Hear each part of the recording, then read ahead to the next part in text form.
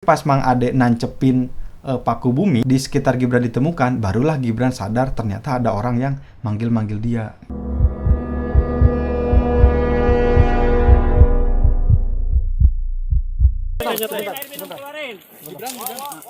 Minum.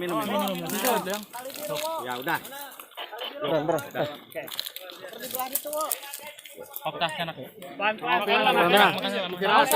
Jadi pada awalnya Gibran ini dia ngedaki Gunung Guntur bersama 14 rekan-rekannya yang katanya baru dia kenal, maksudnya bukan temen sekolah yang memang udah deket.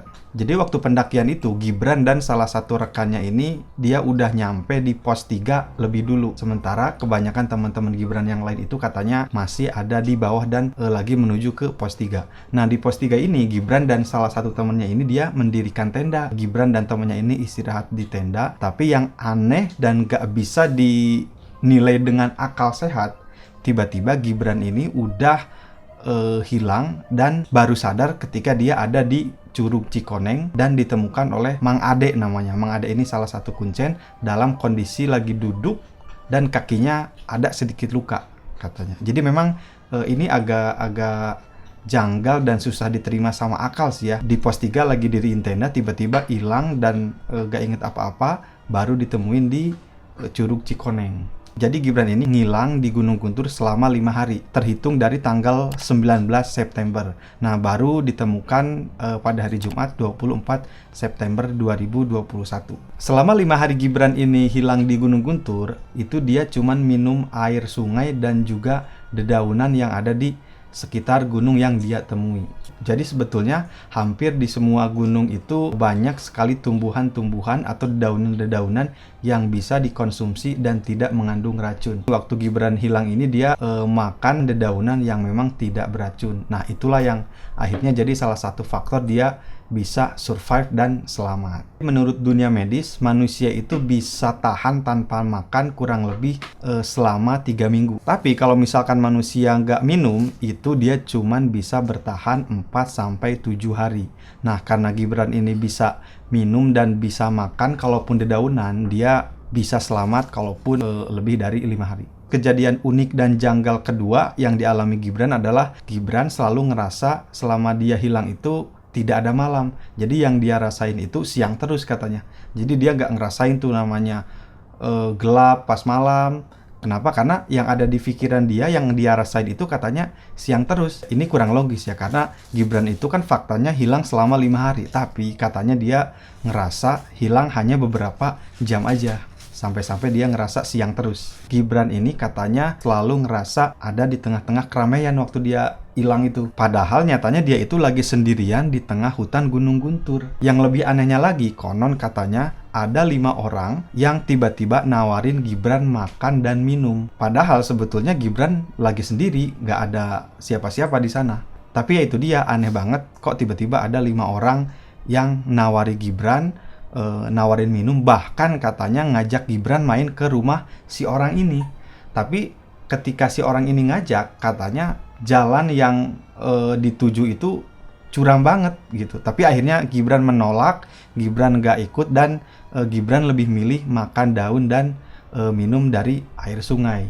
Makanan dan minuman yang ditawarin oleh 5 orang ini akhirnya Gibran tolak. Tapi kira-kira siapa sih 5 orang ini? Kita gak tahu. Gibran ini ditemukan oleh Pak Ade. Pak Ade ini adalah salah satu juru kunci katanya di Gunung Guntur. Kalau kabar yang beredar di media, katanya Gibran ini pertama kali ditemukan oleh tim SAR gabungan terdiri dari Polsek, kemudian ada Brimob, kemudian ada Basarnas dan juga yang lainnya. Sebetulnya awal pertama kali Gibran ini ditemukan oleh Pak Ade. Pas Pak Ade nemuin Gibran lagi duduk di Curug Cikoneng, Pak Ade langsung ngabarin rekan-rekan dia yang ada di sekitar Gunung Guntur. Nah barulah tersebar informasi bahwa Gibran sudah ditemukan oleh Pak Ade. Tim SAR gabungan menjemput Gibran yang lagi dan udah ditemukan oleh Pak Ade. Barulah Gibran diturunkan ke base camp ke bawah untuk dievakuasi.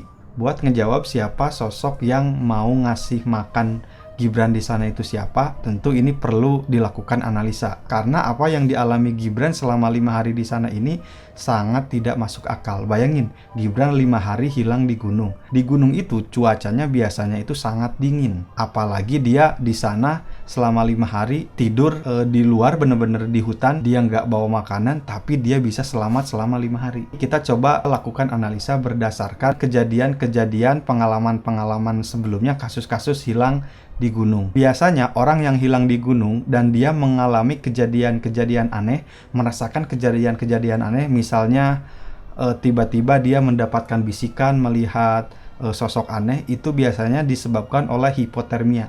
Jadi hipotermia ini suatu kondisi di mana badan seseorang sudah tidak kuat nahan dingin sampai akhirnya dia hilang kesadaran gitu. Jadi sebetulnya fakta di lokasi itu dingin gitu, tapi diri dia, fisik dia itu ngerasa panas. Orang yang mengalami hipotermia, dia bisanya hilang kesadaran dan bahkan bisa menyebabkan kematian. Gibran ini bisa ditemukan dengan selamat. Jadi bisa disimpulkan bahwa Gibran tidak mengidap hipotermia, karena orang yang kena hipotermia biasanya kalau udah dalam kondisi parah, dia bisa langsung meninggal dunia. Tapi alhamdulillah Gibran bisa selamat.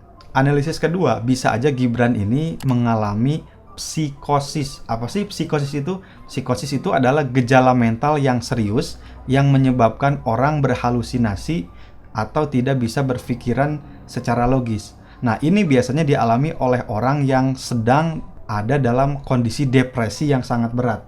Jadi orang kalau misalkan udah mengalami depresi yang sangat berat dan berhalusinasi, ini disebutnya psikosis. Apa yang dia lihat, apa yang dia rasa, apa yang dia dengar, apa yang ada di pikiran dia itu tidak sesuai dengan fakta real gitu. Jadi apa yang ada di luar diri dia itu beda dengan apa yang dia pikirin gitu.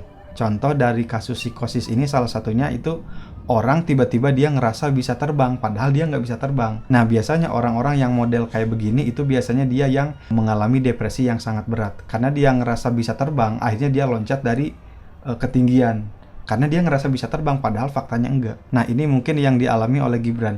Karena dia tersesat di Gunung Guntur, sampai akhirnya dia ngerasa depresi dan berhalusinasi. Karena depresinya bener-bener berat banget. Sampai-sampai dia ngerasa ada yang tiba-tiba ngasih makan, ada yang tiba-tiba ngajak main ke rumah, padahal faktanya enggak, karena dia lagi sendiri. 5 orang yang nawarin Gibran makan itu bisa juga katanya dari makhluk-makhluk dimensi lain. Atau kalau kata Mang Ade Kuncen itu siluman atau jin yang menjadi penunggu di Gunung Guntur ini.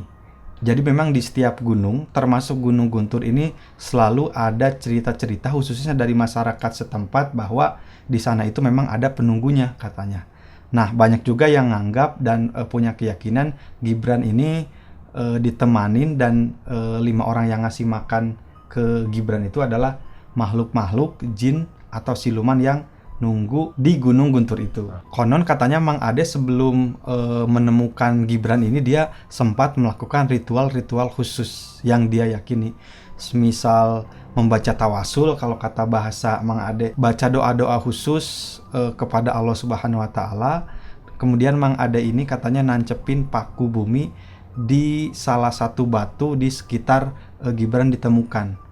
Namanya itu paku bumi kalau kata Mang Ade. Pakunya itu mungkin sekitar 30 cm panjangnya, tapi di paku itu ada tulisan Arab, tapi kurang tahu apa tulisannya. Mang Ade tancepin di batu. Nah, barulah tiba-tiba pas Mang Ade manggil nama Gibran, Gibran baru ngejawab katanya. Padahal sebelumnya sudah dilakukan pencarian sama tim SAR gabungan, nama Gibran dipanggil, tapi Gibran gak ngejawab-jawab gitu. Padahal tim SAR itu udah berada di sekitar Gibran ditemukan gitu. Tapi pas Mang Ade nancepin paku bumi di sekitar Gibran ditemukan, barulah Gibran sadar ternyata ada orang yang manggil-manggil dia. Jadi buat siapapun yang ada rencana atau punya hobi naik gunung, pas naik gunung itu kalau bisa usahain jangan mencar dari rombongan.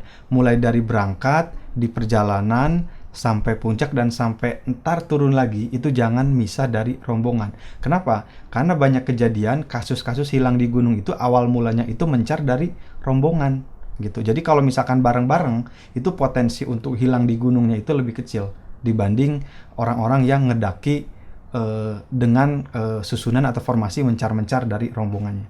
Jadi sebisa mungkin tetap bareng sama rombongan. Karena kalau ada sesuatu, kita bisa saling tolong-menolong, kita bisa saling ngejaga antara satu dan rombongan yang lain.